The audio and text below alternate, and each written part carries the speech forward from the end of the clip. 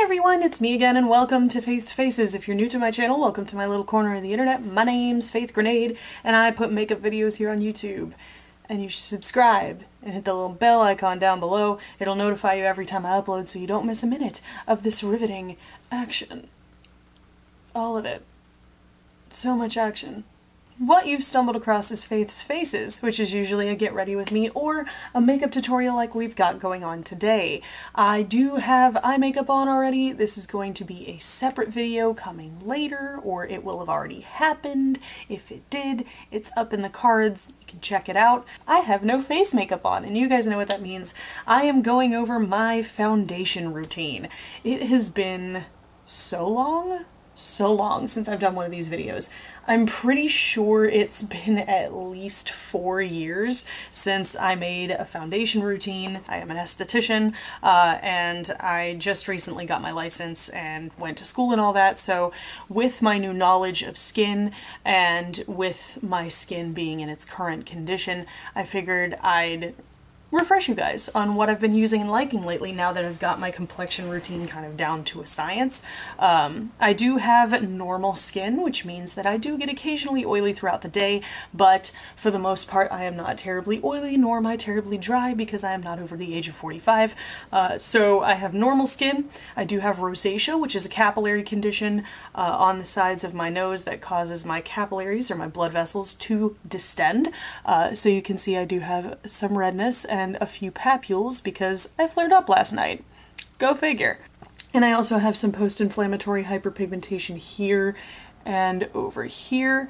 That is from my battle with adult acne over the past few years. It is slowly fading, and some of it is rosacea and some of it is PIH, but it's hard to tell which sometimes. I try to keep my coverage as minimal as possible because the less layers you got caked on your face, the better it's gonna look. So I always do my eyes first, just to make sure there is no fallout on my face, and I will usually remove fallout with a makeup wipe if there is any. Lucked out today. The first step is primer. Now you guys normally know that I'm not terribly kind of about using primers. Usually once I've done my skincare routine and my sunscreen is on, I don't like to put primer on top of it, and I hadn't really found primers that did a whole lot for the longevity of my makeup, but lately I've been using the Touch in Sol No Problem primer. This is fantastic, and it's pretty affordable too. I think it's like $17 or $18, and it's a silicone-based pore-filling primer. So I basically take a little teeny tiny pea-size amount and I rub it between my fingers and I press it into any areas that I want to fill. I tend to focus more on my forehead lines here and on the sides of my mouth because that tends to be where my foundation likes to sink. And now for the concealing and correcting step. I usually conceal/correct before I put on foundation. I just find my final finish looks a lot smoother that way. I don't really have an under eye concealer because I don't normally need one unless I haven't slept in a while, but normally my dark circles aren't really that bad to warrant concealer. So lately, I've just been wanting to cover my redness, and I've been using the IT Cosmetics Bye Bye Redness Neutralizing Correcting Cream in the shade Transforming Light Beige. This is not quite my skin tone. It's a little bit darker than my skin, but it is the same undertone, and it does have that good amount of yellow in it, and yellow, as some of us already know, counteracts redness, a kind of green-based yellow. So, because I don't like using green correctors, I find that they make me look a little bit Kermit the Frog-ish, a little bit jaundiced, because I already have green in my skin. But this has just that little bit of correcting power. I don't know how it does it, but it does a beautiful job of correcting the redness around my nose. It's not going to do anything for texture, mind you, so you know, the papules and pustules, if there are any, will still be there.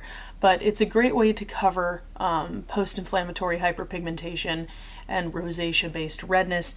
It doesn't feel like it's drying things out at all, which full coverage concealers like the Tarte Shape Tape and the Kat Von D Lock-It Concealer were feeling way too drying on me. And for someone with rosacea, if you put something that matte and that drying onto the skin, it's just gonna end up, you know, flaring you up basically, and it's not gonna look very good. So I like this stuff because it has a very skin-like finish. As you can see, it's a little bit dark for me. It's a little bit dark, but it is a corrector. It's not meant to be used on its own. It's really meant to have something put on top of it. So I'm just gonna do half my face so you guys can see. I'm blending out with the Real Techniques Deluxe Crease Brush, but I find it works best when I really want that full coverage, like around my nose and things like that. I will apply it with my fingers and then blend it with a brush. I find that's a lot more effective. You can see side by side, it has done such a beautiful job of covering up that redness. It's not completely covered. You can still see some of the redness around these papules around my nose, but it's covered to my satisfaction, to the point where like I would feel comfortable, you know, putting foundation over this. And the foundation I use is medium to full coverage, so that will also go a long way toward kind of covering up redness as well. And I'm going to use the NARS Natural Radiant Longwear Foundation. I have a love-hate relationship with this stuff. It looks beautiful, but it must be used properly with the proper products. So I usually take about 2 pumps of this, and the pump does not, you know, put out that much product, which is actually a good thing because using too much of this will make it go cakey very quickly. And I will usually start right in through here where I put that corrector, and I'll just spread it out with my fingers. I'm going to go back in with a brush, so don't worry too much about this. So now that that's mostly spread out, I'm going to take a buffing style brush, this one's from e.l.f., and I'm just going to pounce that over the area just to help blend that the rest of the way in. And then with just a tiny bit of residual product, I go across my forehead with patting motions. I try to keep the product on my forehead to an absolute minimum because, for one, I don't need that much coverage on my forehead. I just need it to match with the rest of the face. And for two, I do not want that to settle into my forehead lines, and the less product you have on your skin, the less likely it will be to settle. Now you can see I still have some bumps. That will happen. You know, skin has bumps, it has lumps, it's got texture. That's a very normal thing for skin to have. And my skin will have a particularly large amount of texture because of my rosacea. There's not a whole lot you can do to cover that, but dang, I had a good amount left over from the 2 pumps I pumped out. So that goes to show you, you do not need a lot of that foundation to get a really flawless finish. But now that that is done, and I'm looking in the mirror and everything looks pretty good, I like to just check it over and make sure everything's nice and well blended before I go in with powder. And I do set this because I do tend to get oily throughout the day, and I like to sort of refine things a little bit. My favorite powder to set this with is the Cover FX Perfect Setting Powder, and I'm just using a little Royal & Langnickel contour brush, and I'm really targeting that setting powder right where I tend to crease or move or settle, which is right around the sides of my nose. And then on the sides of my mouth, where those parentheses are, set good and strong in there. And then of course my nose. I do get quite shiny on my nose. Lots of sebum there. I dump some powder into my lid here, and I am going to really set that forehead, flatten out those expression lines as much as I can, and set the living daylights out of that forehead. And then for the rest of the face, I take a larger powder brush. This is by Sonia Kashuk, and just more of that Cover FX powder, and I just pounce it all over the skin. And yes, that does tamp down a little bit of the natural radiance of this foundation, but I find that if I don't powder this, it will move it will transfer, and it just won't be a good look in the long run. So, sad but true, it looks beautiful, but it is a foundation that needs to be set. There is what we've got going on. That is the completed complexion. At this point, I would do blush, bronzer, highlight, contour if I decide to do it, all that kind of stuff. So I'm going to do that and finish up this look, and then I'll be back to show you guys the finished product. There you go, guys. Blush and bronzer and highlight are on. If you want to know exactly what I used on my cheeks, go ahead and watch the last video that I uploaded before this one. You'll get a tutorial on this entire look, and I'm really digging it. The last step of the process, which of course I didn't film because I was so lost in getting ready and I kind of just lost track of what I was doing, is setting spray. Especially with a dewy look like this, setting spray is a must, particularly with the NARS Natural Radiant Foundation, because it looks gorgeous, but it does move. So we want to make sure that it is nice and set and locked in place. So first, I've been using the MAC Fix Plus spray.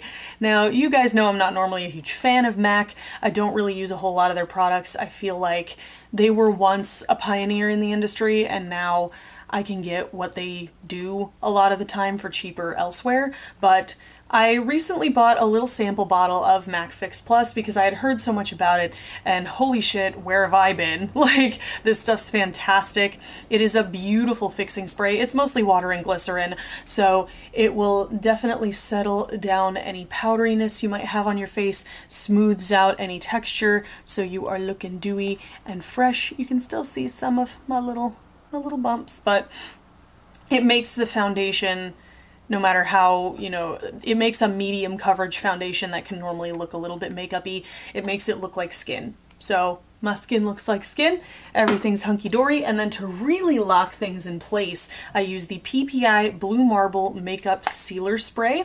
As you can tell, I've used quite a bit of this. I'm almost out, but this stuff is fantastic. What I like about this is it forms a barrier over the makeup, so makeup is not as impacted by things like the environment, water, things like that. Now, you're not going to be able to like go swimming or anything, but it will still be fairly water resistant.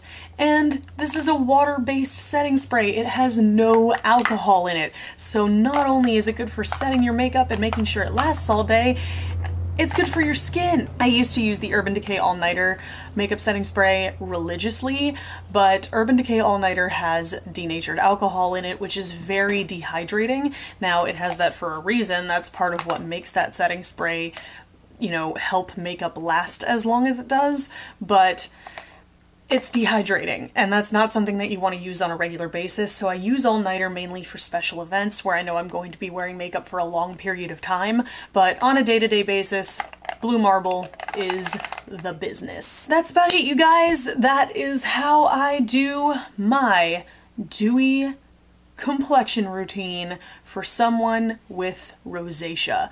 Now, again, I don't really have that bad of rosacea. My rosacea is under pretty good control now, but I figured this might be useful for some of you who are maybe recovering from dehydrated skin, or who are maybe in the early stages of rosacea like I am, and you want something, a routine you can use that still looks like skin, but that covers up that redness and allows you to, you know, wear blush and be creative with your makeup and all those great things. It's an easy routine that just covers up that redness and makes everything look fresh and skin-like. I hope you guys found this video helpful, informative, or entertaining. If you did, there's a button for that. Spank that like button in the butt. You know it deserves it. And if you want to see more from me, you've got a couple options now. You can click the videos on either side of my head to binge if you're bored or bummed out, or hey, you can hit that button that looks like my face. Subscribe. Become a member of the faithful today. I put out new videos every Sunday, and if you really love me and you want to keep these videos going for the long term, I've got a Patreon link down below. I really appreciate your support. Thank you guys so much for watching and joining me today, and I will see you in the next video. Toodles!